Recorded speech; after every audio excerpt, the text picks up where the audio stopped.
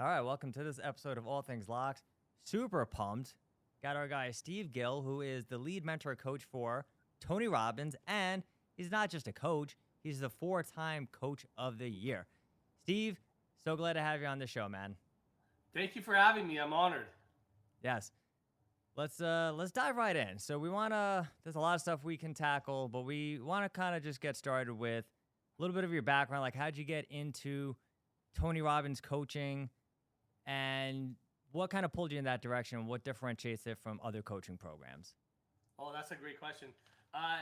It's a common question I get asked, and it takes me on a journey, and it's almost like it's the first time I get asked that question because it's still exciting for me, and I believe that's where my mastery lives, and it's still fresh and new.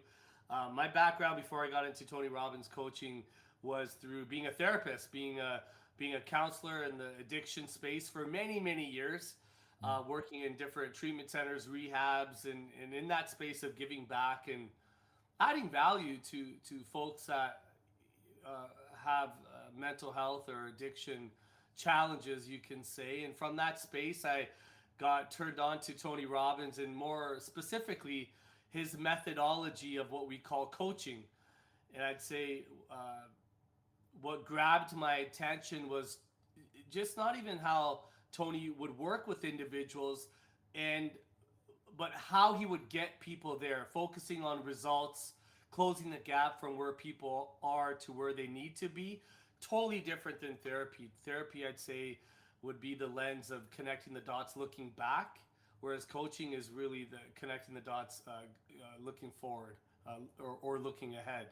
So that's really what grabbed me, is the spin-off from therapy to coaching, and the difference, but also the similarities of adding value to people and serving people and helping people. Awesome. So Tony Robbins, obviously, guy outside of just being fully amazing, has what I would consider very high standards. So when we talk about big people in the space of coaching, and he's, for me at least, and I think a lot of people would agree, he's at the top. So what's it like being in that environment where you're working with the primo, and I know you've gotten close with them, but what's that like? And from a standpoint of having some standards, and I don't want to maybe say expectations, but what's essentially expected of the coach of the year, and how do you get to that position though, from a standpoint of being able to deliver consistently for clients? I mean, I'd say straight up, I'm on a rocket ship, and it's called Tony Robbins, right? And it is the brand.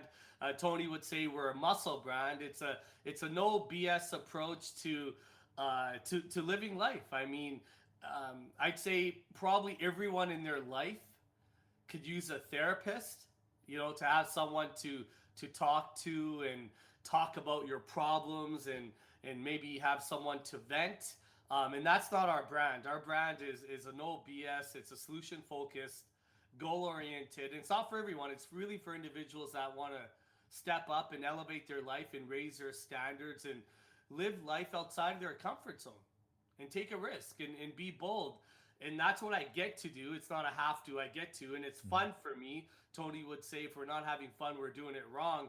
And I'm measured on the results my clients get. I have clients all over the world. I have one-on-one clients. I have business clients. I have, clients in Olympians, UFC fighters, all in different walks of life. But these are individuals that want to play big and be bold. They get results. I get results. I'd say one of my beliefs, and I hold this dear to my heart, I'm responsible. I'm responsible for my clients' upside. They're winning, I'm winning, and I'm also responsible. I'm part of their downside. And what that means is if they're caught up, they're hung up, they're not yet where they need to be, I take that personally. I don't suffer in that like I used to when I first began. I'm not losing sleep over it, but I am losing sleep over it. I'd say their success is my success, and also at the same time, like, you guys are my clients, and we celebrate together in terms of, like, I share my victories, and you guys get to say, hey, that's my coach. So it works both ways. But that's some of the metrics you can say that I get measured on. I really like that, man. And so you had a background to more being kind of being in the space of almost traditional medicine, of being a therapist, where you said just a second ago, it's about almost the art of connecting the dots from the past, whereas coaching, it's about developing something new for the future. What's interesting is I want to hear your perspective on when does traditional therapy have its place, and when should someone be like, hey man, you actually just need to buckle up and get yourself a coach and start progressing, looking to the future and getting after it.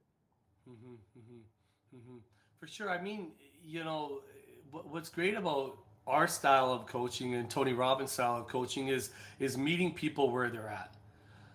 You know, I can't lead someone or inspire or motivate someone or interrupt their patterns, as Tony would say, and create a map or a compelling vision or future if I don't meet them where they're at.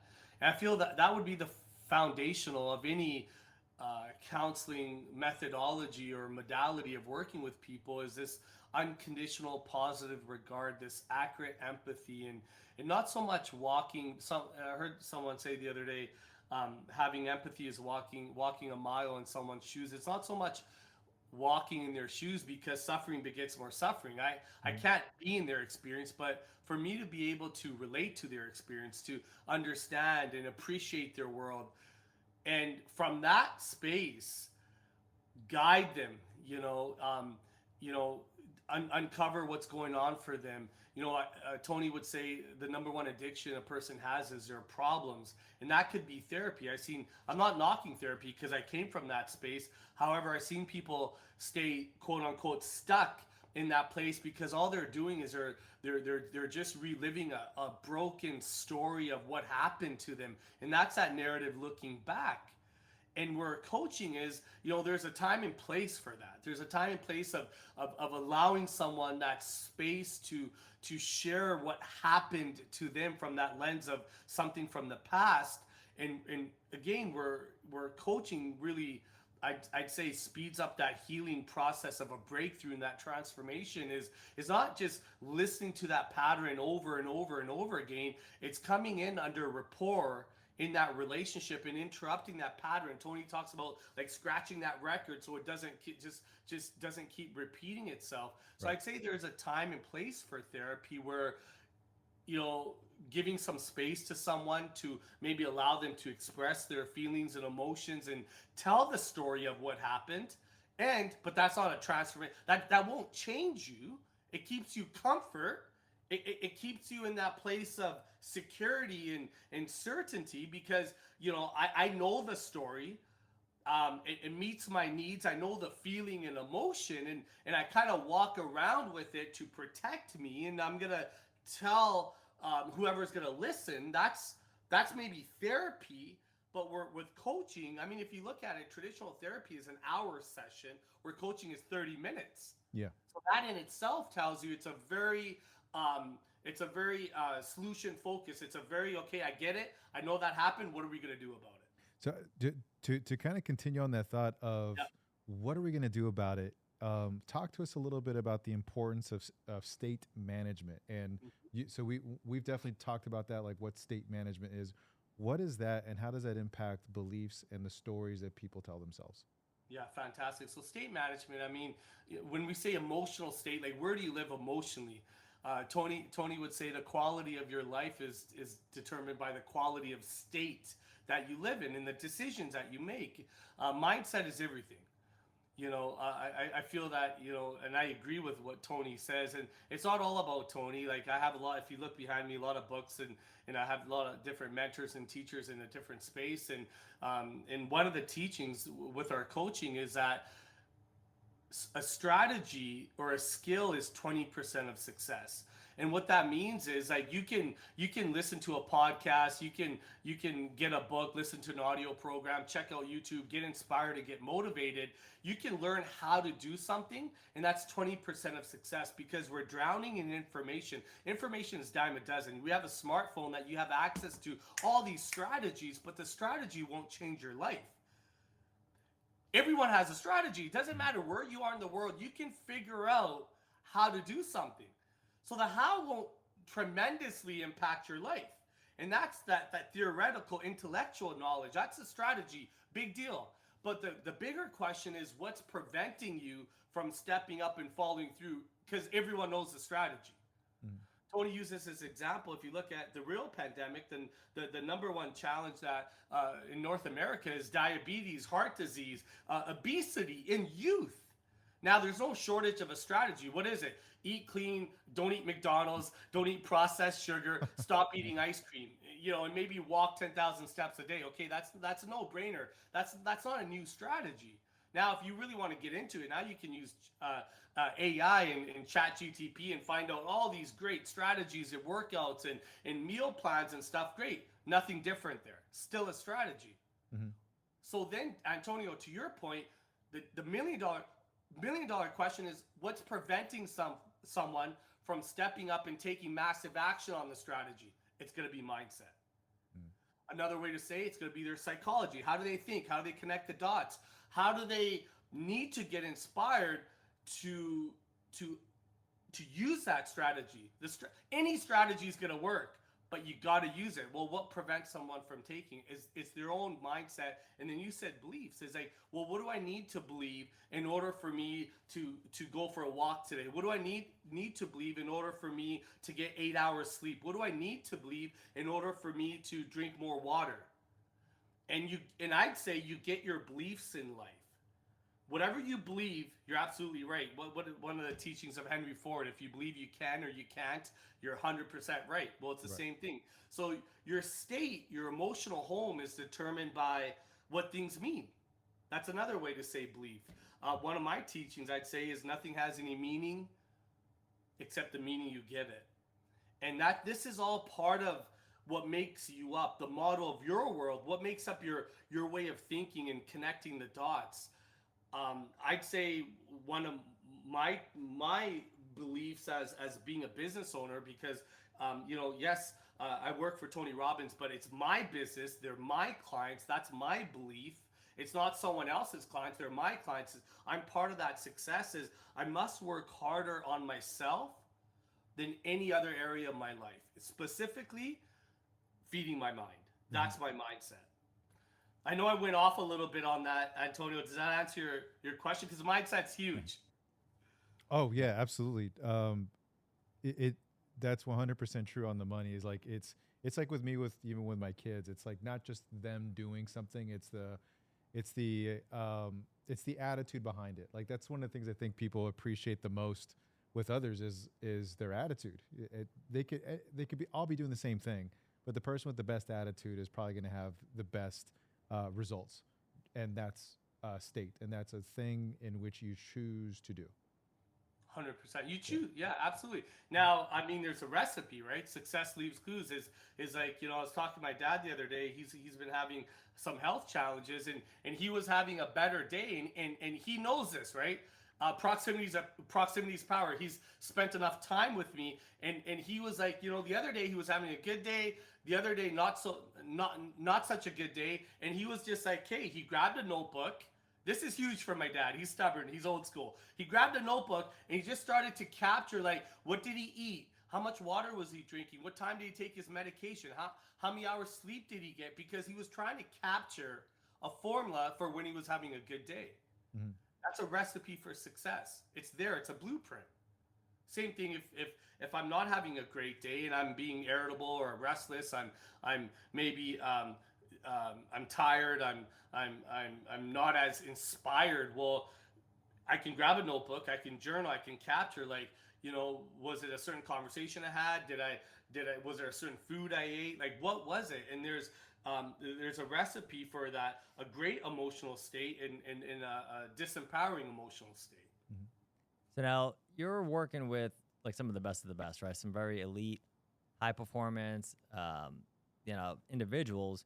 And I find that a lot of people who are not at that level, they just kind of assume that those people don't have the same struggles, they don't have the same fears, the same beliefs. So I'm kind of curious to know what's like one, belief, like a behavior or belief that you see from like even the best of the best that you're consistently going in there and just having to kind of break or maybe reset and help them get focused, that gets them to perform at such a high level. Yeah, fantastic. Great question, Dan. Yeah, Tony would say the two greatest fears that all human beings have is the first fear is that we're not good enough. some level doesn't, and it's wild, right? Like I remember when I first started working with these special assignment, these VIP clients of Tony's, I'd be like, oh my God, I can't believe I'm coaching this individual. And then I get on a coaching call with them and I start to dig in. It's like, oh my God, they got the same limiting beliefs. They got the same monkey mind. They got the same fears. They got the same challenges and obstacles. And it all comes down to two things. The number one fear, two fears. The first fear that we all have across the board, male, female, it doesn't matter the color of your skin, how much money you have, financial success, however you measure success. Bottom line is there's a fear of I'm not good enough. That's what we're all up against. And I used to think, man, the more success that I have or the more success this individual has, they won't have that fear. That's BS. They have that fear. And therefore it leads to the second fear is that therefore I won't be loved.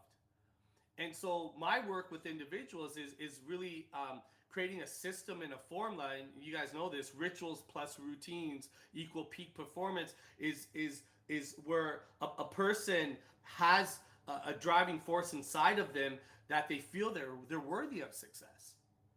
That I deserve this success and stacking those wins, and that drives into my nervous system. It wires inside of my body, my unconscious or other than conscious mind, that I am world class. I am a champion. I'm worthy of success. I deserve it, and I'm doing it. Tony says that it's all patterns. I can focus right now. We can take a moment and focus on everything in our life that's not going so great. We can focus on things that are missing. We can focus on what we don't have. We can focus on what we can't control, and I'm going to suffer. Versus, in a split moment, I get into that, what Antonio said, I get into that peak state, I manage my state, and guess what? I control my focus. I focus on what I do have. I focus on gratitude, what is here, what I can control, what I have in this present moment. I'm going to have a different experience of life. Tony says we don't just experience life, we experience the life that we focus on. Mm-hmm. And for these individuals, I mean, it's all the same stuff. So it doesn't matter. And it blew my mind. Once I started working with enough people, and Tony taught us this, is that there's no unique pattern. When you work with enough people, you start to see that people have the same type of patterns. They have the same fears. They have the same wiring or conditioning. And what's great about that? There's a system to rewire, recondition, because if they condition certain patterns, then you can condition new patterns. That's everything in a nutshell with how I work with individuals or what coaching is. You mentioned one thing, which was I think it was habits and rituals. Yeah. Now, to some people, when you throw that word out, like I'm doing a ritual, it's like, mm-hmm. Oh, it's like, what are you going to sacrifice something? Like, what are you going to do? But what does it actually mean in your world, in the world of high performance, of when you're having a plan, when you're conniving everything and you're having rituals in place to manage your state? What's that mean? Absolutely. So ritual is a habit. Ritual for me, this came to me upon meditation a number of years ago, and I've been sharing this with clients and other coaches and trainers for a number of years. My tagline is rituals plus routines equal peak performance. And you stack a ritual, it's a routine. You have enough empowering routines, you got peak performance. And we don't wake up that way. And we access the system, we do that system time and time and time again. So growing up, I love athletics. It doesn't matter, any sort of sport. I just love watching peak performance. What does that mean? I love watching the best of the best. I just, that hockey player, let's say where, they're in the locker room and they're taping up their blade and they're taping up their pads, and it's very ritualistic. Or if you look at the NBA, when the shooters on the free throw line, they bounce a ball 3 times and they spin it, or or the tennis player that bounces a ball 3 times, and it's a certain ritual. It's a ritual, and it's done consistently with an emotion and focus, and there's a wiring, and they do that and it fires off this state of certainty and confidence. Now, a ritual, all of us have rituals. Most of us we do them unconsciously. What does that mean? Well, we're just not intentional. We're just not present to it. We go through the motions. So we have rituals that serve us, that turn us on. Turn us on meaning the lights on or lights off. Turn us on meaning it gets me in that peak focus state, or it's a ritual that doesn't serve. What's a ritual? Well, after dinner, I grab my phone, I check out, I zone out, I numb out on Instagram or social media for 2 hours. Now I'm down a rabbit hole watching cat videos, right? Well, that doesn't serve, right? You wouldn't call that a ritual, but what is it? You do it every night. That's a routine. Does it serve? No. Does it empower you? No.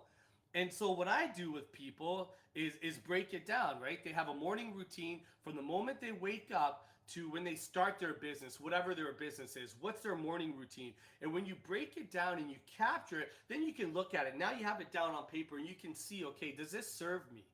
Does it empower me? Does it inspire me? Does it move me? Does it make me want to run through a wall and do my greatest work?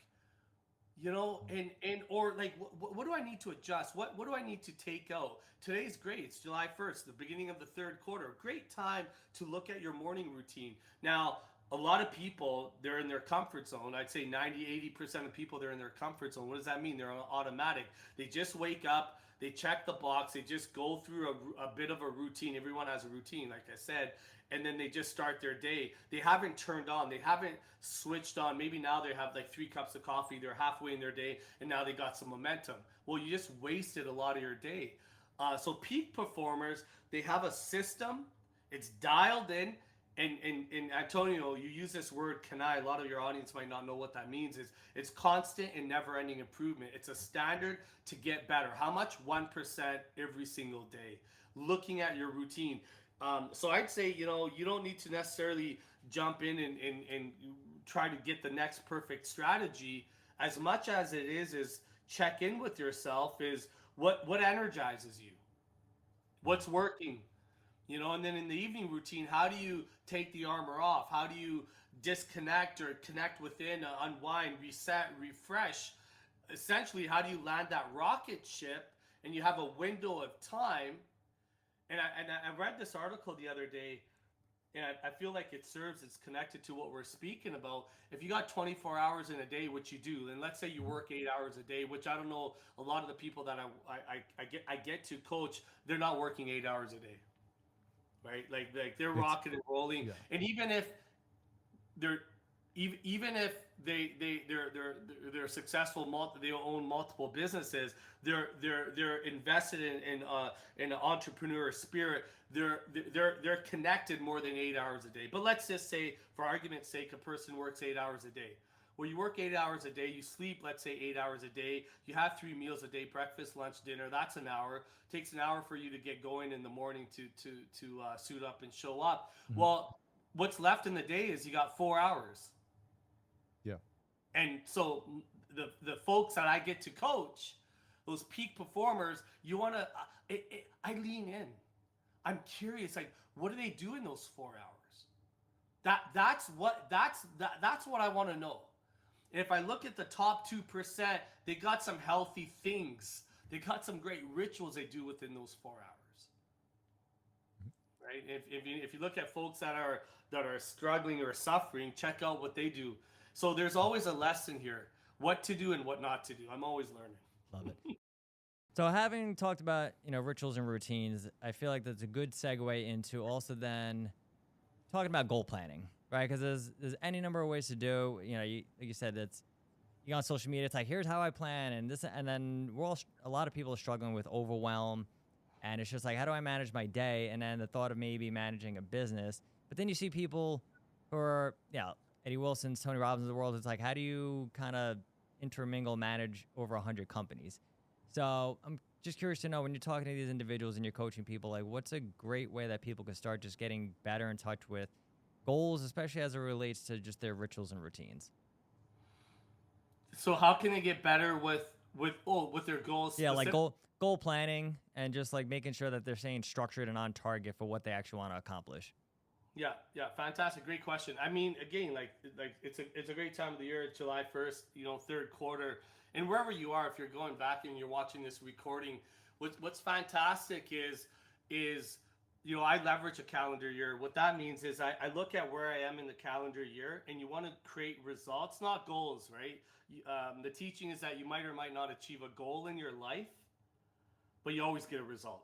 Might not be the result you want, but you're always guaranteed a result. So what I'd say is with the coaching, what we call it results coaching, is that you create a third, results in 30, 60, or 90 days, not past 90 days, because it's too far out. And the reason why a lot of folks won't achieve outcomes or results because they over chunk them, they make them too big.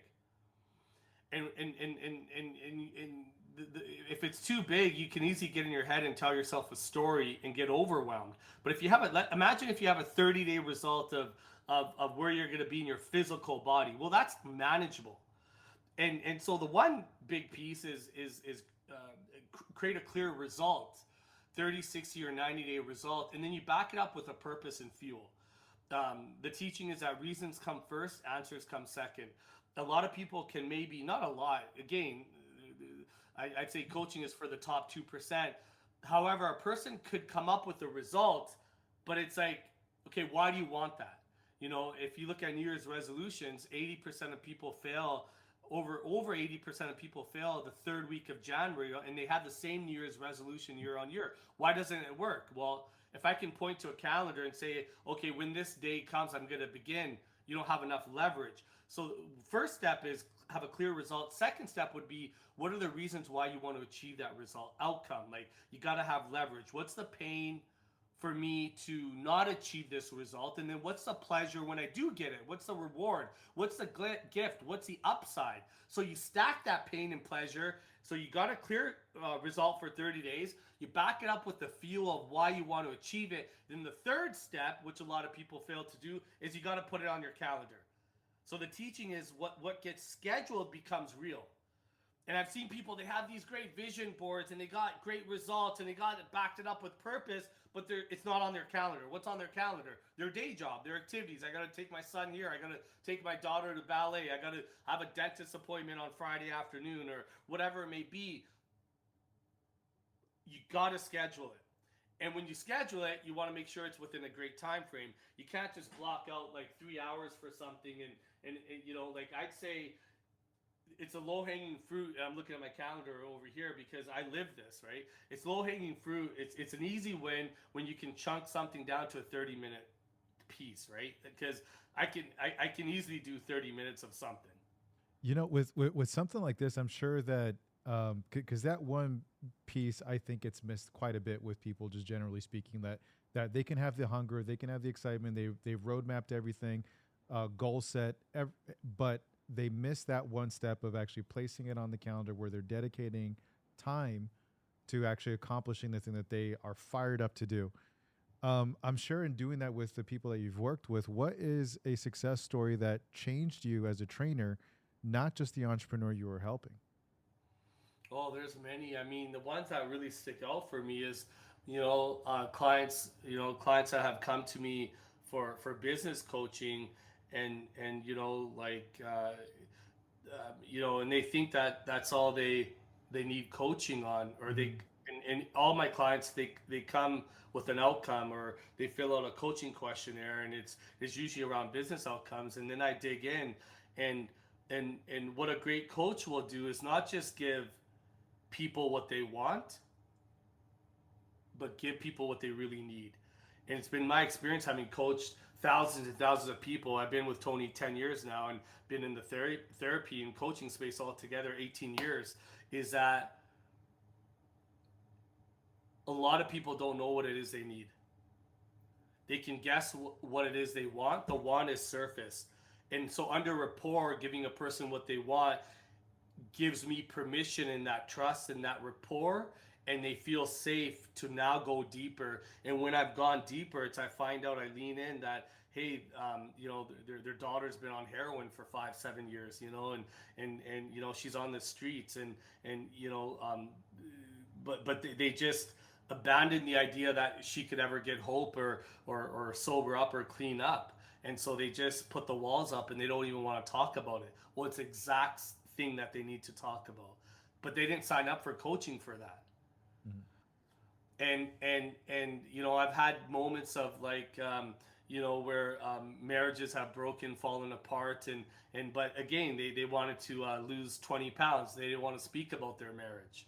You know, it's testimonials and breakthroughs like that that to me make it all worthwhile, because we all got hangups. We all have let's say challenges. Tony would say we have problems. Problems are a sign of life. You know, if you go to a graveyard, you go to a cemetery, an individual has a perfect life there. They have zero problems, right? That's so good. Um, yeah, Yeah, we call them that's so growing good. pains. Yeah, Th- yeah, so you're saying like having problems is a sign of life, and it seems like everyone just doesn't want to have a problem with anything. It's like they're constantly avoidant of that. And you're right. saying like, no, this is actually a sign of life. Yeah, yeah, and you know, they're quality problems today, right? If I look at some of the and again, I don't use the word problem in my life. People that know me know that I'll call them blessings. Mm. These are blessings because they're blessings. They're invitations for me to step up and give more and do more and get outside of myself. All of our quote unquote problems are existing in the mind when I'm thinking about myself. What is depression?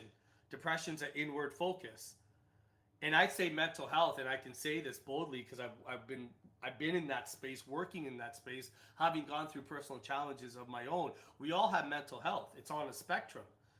And but what gets me outside of myself is when I'm serving, when I'm giving back, when I'm helping, when I'm listening. And we can all do that. We don't need to become a coach or a therapist to do that. It's just get outside of yourself and contribute beyond oneself is essentially the greatest way to live in a beautiful state. I'm very thankful I have the opportunity, a vehicle to do that through coaching, and you don't need to become a coach to do that.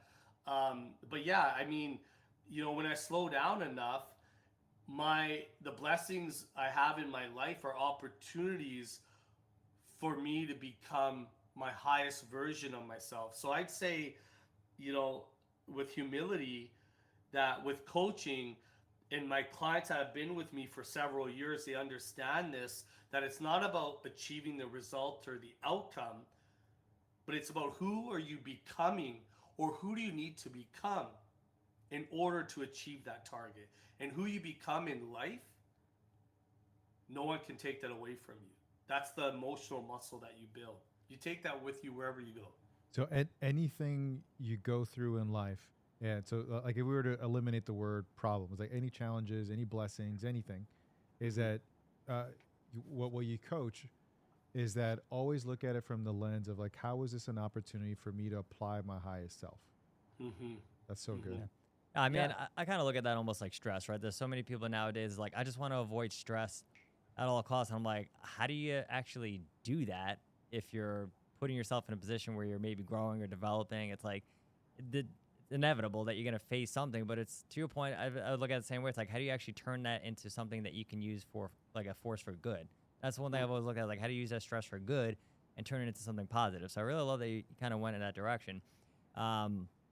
When we're, you know, you said that people need to, it's almost like that identity that we need to have, right? It's like, I want the success, but then I don't want to do the work.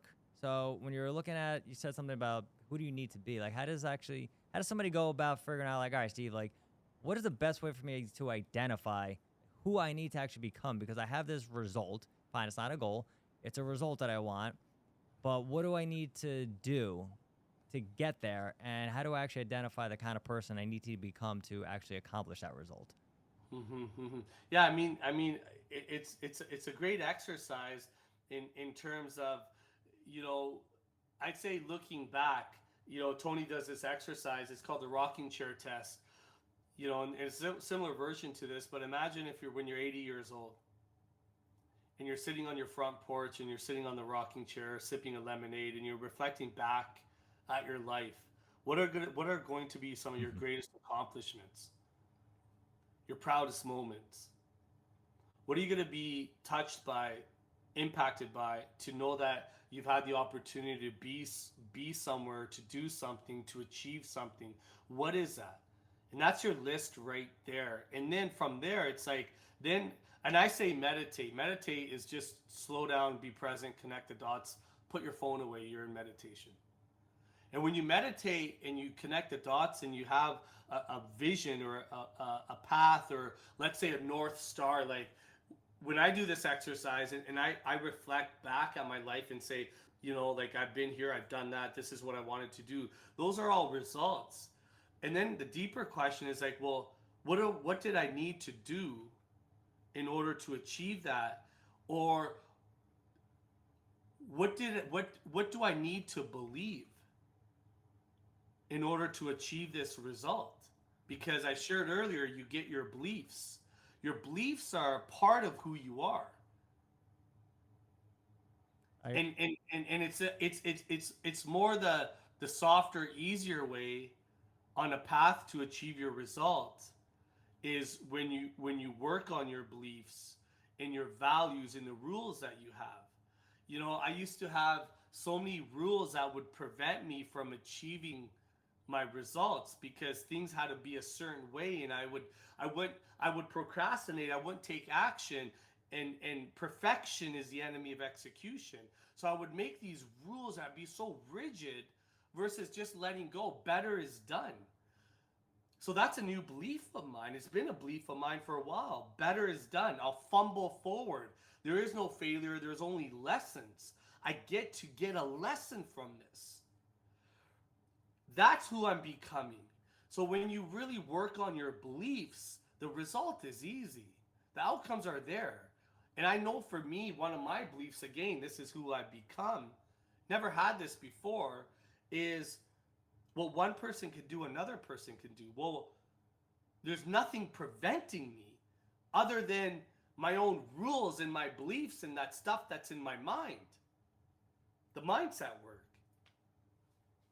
I just have to say, like, personally speaking, and I didn't know it was the name for it, but the rocking chair test, that's the thing that is actually, it's almost like my biggest fear in life is getting to that point and then just having massive regret about what kind of actions I didn't take, or if, it's what business I wanted to start that I didn't go after, or what decisions I wanted to take so I find that for me, that's been a huge motivator, but I feel like a lot of people, we don't think that far ahead, right? To think like, oh, what's it going to be like if I now look back on 80 years, like you said, of your life, and like, I didn't do shit like I really wanted to, or I had this vision, but I never actually executed and did anything about it. So I find that is very powerful.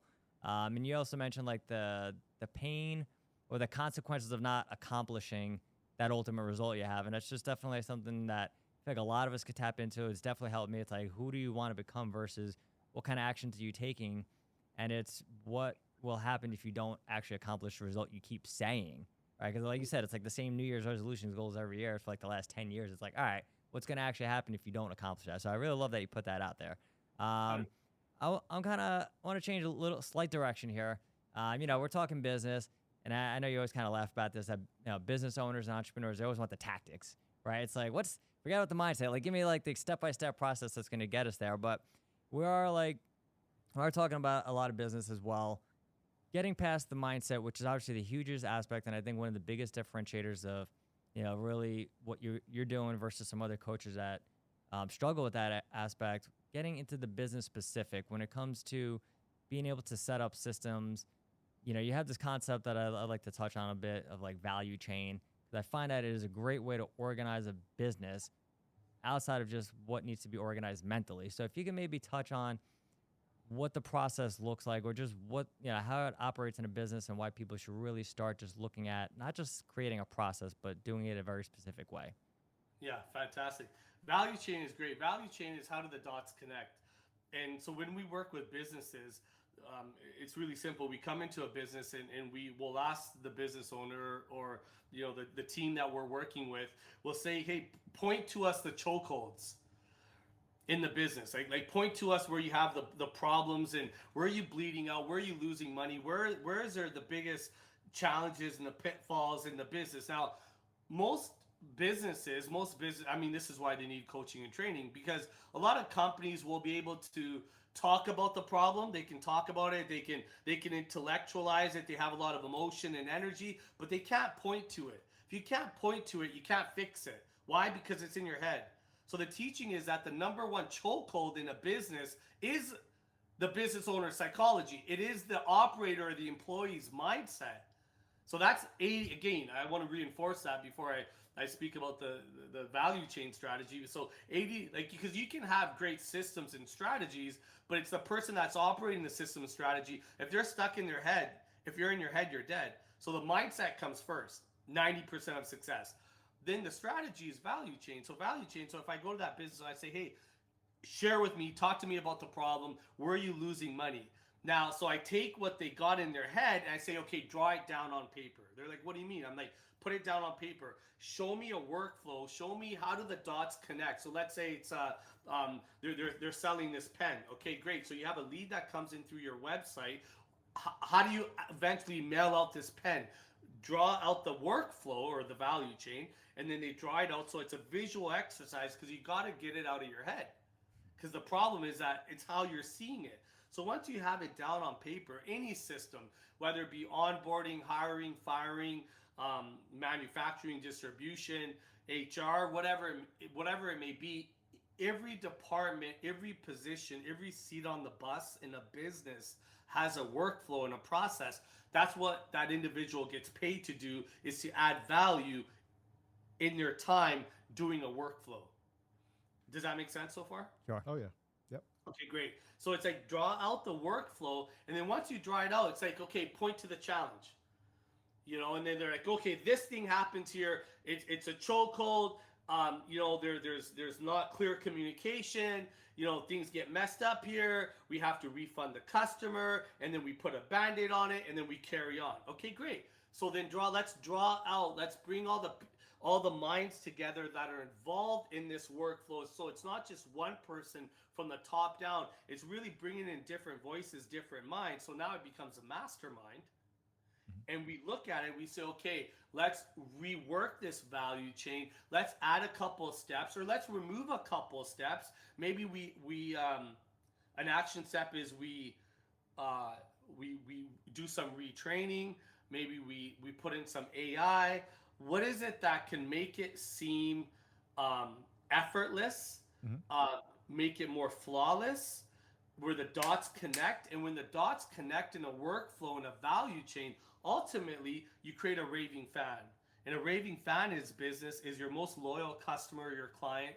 It's your, they're your marketing ambassador, and they're going to tell the whole world about your product and your service, and they become like a loyal family member. It would break their heart to do business with someone else. So when the value chains in a business are working, we're creating a raving fan culture.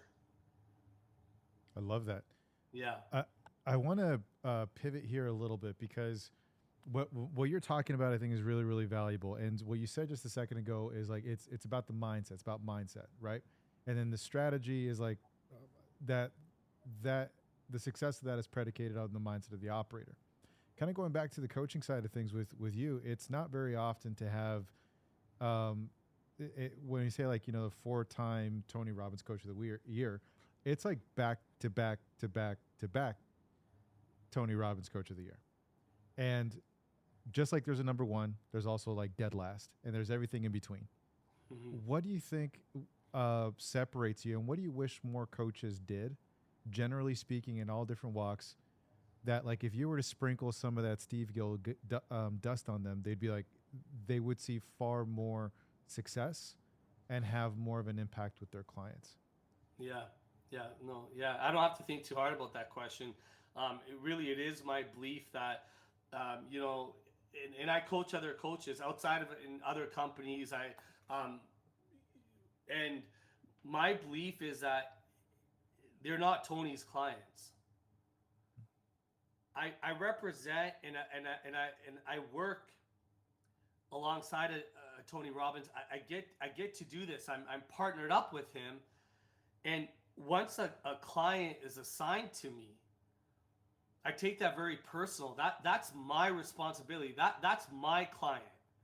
I own that client, and I own their success, and I'm going to pour into them like it's my success. And when they don't achieve their results and outcome that they've invested in, again, that disturbs me. And because of that, I'm gonna get better at my craft and my mastery in my business on how I'm adding value. And I want to be adding value so much that they can't think of doing business with someone else. And that's my belief. And not all coaches have that belief. But if I look at our coaching business and our top coaches, they have that same belief and that same way of feeling, and that they're connected, and it's a personal passion of theirs to get their clients to um, to from closing that gap of where a person is to where they need to be. For me, it's when I got into this field, I've never worked a day in my life because it meets all my needs. I get to do this. I'm not saying, that it's not tiring or exhausting. That's the other thing. I have great rituals to put that oxygen mask on myself, because in order for me to pour into other people, to give to other people, to give of myself, I must put that back in, and I struggle with that at times. It's not perfect. I'm not a machine. I'm not a robot. But that comes back to my earlier comment that I got to work harder on myself. That's my first business in order for me to give to others. But I've seen that with other CEOs, and not just coaches, other artists, producers, employees, is that they have that mindset that they're responsible and it's their business. You come to it with another level of ownership and responsibility, the ability to respond, that I get to do this. I mean, it's the numbers always take care of themselves. The success is there. But it's in my beliefs, and people say work ethic, or I'm driven or ambitious, and they look at my schedule, and I don't look at any of that, because it's part of who I am.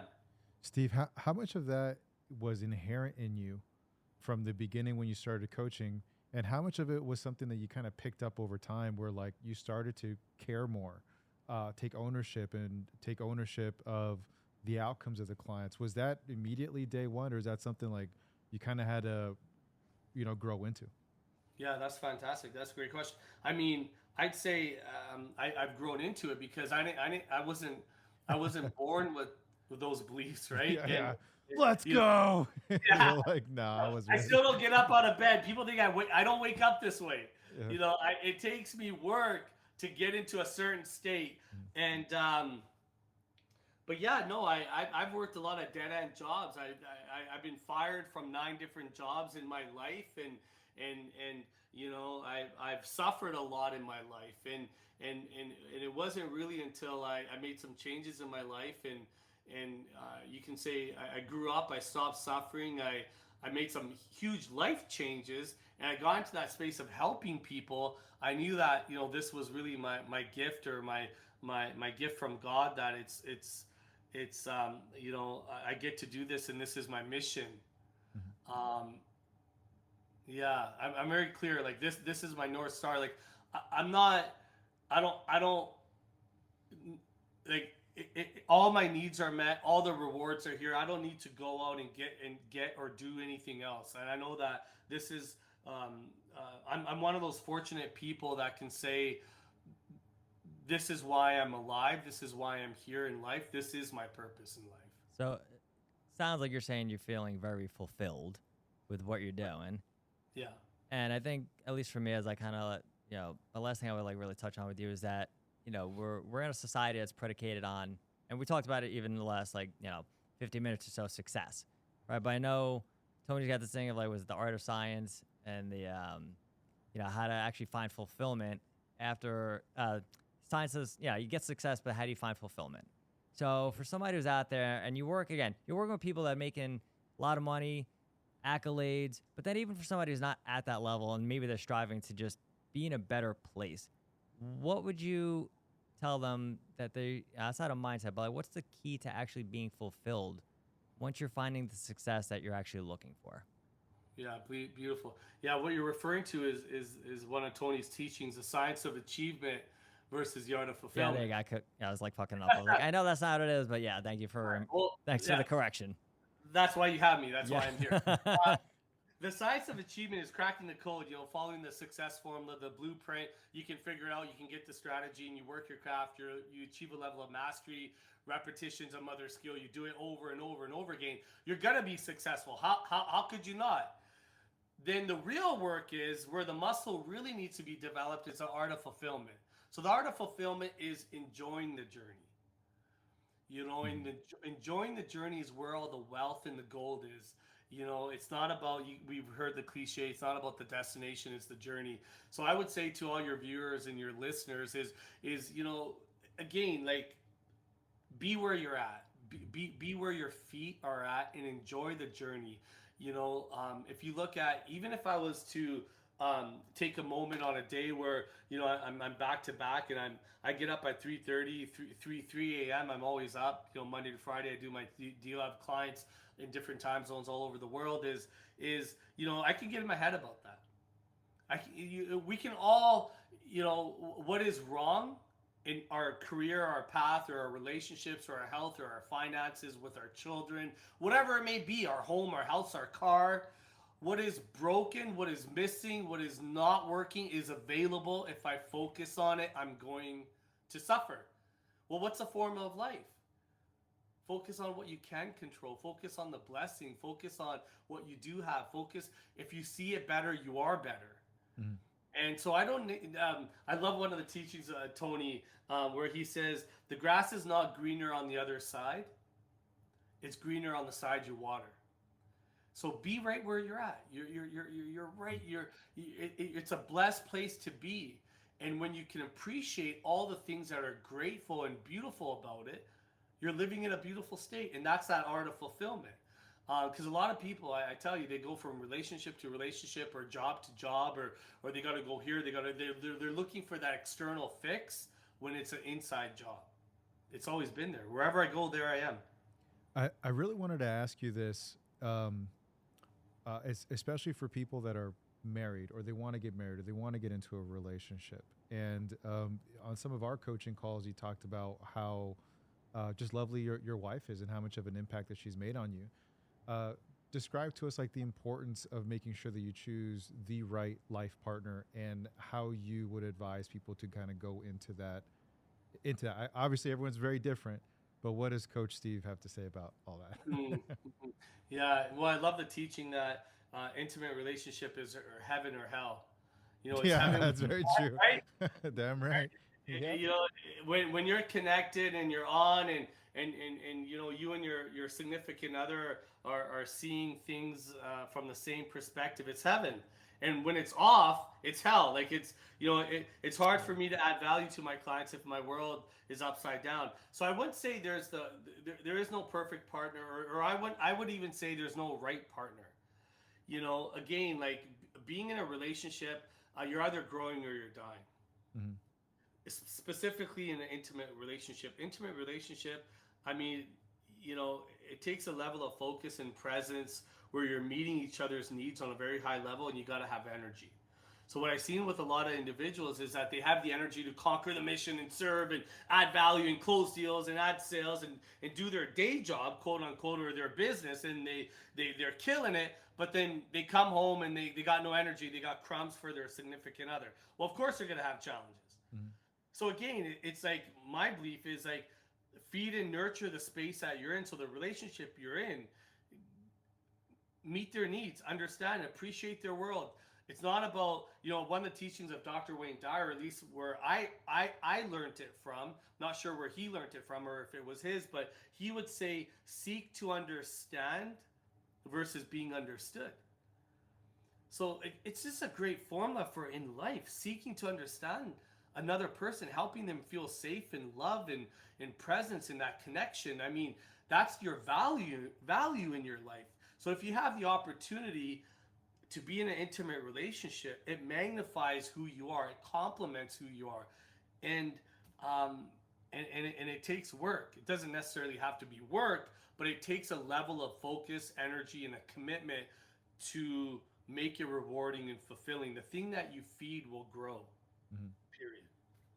Whew. Good God, that was nice. I think I would love to keep going. Well, I mean, do you have like if you have like 2 more hours? I think we're gonna make no, but no, man, this was like phenomenal. This was such high level advice. I really, it's one of those things that we talk about. We've talked about on previous episodes, even just around like a lot of stuff. Talk about mindset, how it's still a very underserved topic, and how a lot of people still don't quite understand really the importance of it. So I'm really glad you were able to shine a light on it, so to speak. There's a lot of charlatans in that too, as well. Like they kind of get into the world of mindset and they just teach stuff that's like very counterproductive. So it's awesome to hear from someone that is doing it at a high level globally. Yeah, and obviously, our perspective. Appreciate everything you've done for us, helped us out. Curious to know if somebody wants to engage in either coaching with Tony Robbins. I know you're a little more selective, but it's like Steve's the shit. I want to work with him. I am that high achiever, or I just want to maybe go down this pathway of going into the coaching program. How would they go about doing that? Yeah, for sure. I mean, I'm on Instagram, SG Results Coach. And you can drop my email, steve.gill at tonyrobbins.com. You can email me. I'm also on LinkedIn. Look me up. I love to add value and connect and see where I can serve. Might not necessarily be me coaching you. However, I can put you in the right direction and would love to hear from you. Phenomenal. Steve, this is amazing, man. Thank you so much for being on. Yeah. Thank you. Love it. This was awesome. Thank you so Yeah, much. thanks for having me. I know it's been a long time coming, so I'm glad that I was able to hop on, and thank you for being here. I'm really proud of you guys too, and the value that you're adding in your guys' growth. And again, that I get to have a glimpse of your guys' journey. I'm honored to be part of that path with you guys. So congratulations to you both. Thanks a lot. Appreciate it. That's what's up. Thank you, man. I appreciate it. There's so many breakthroughs that I had, especially like with my wife, and also just being so tired with kids and everything, and then just getting that triad really dialed in was a really big game changer for me. So thank you. Yeah, Really. you got it. Tony. All right.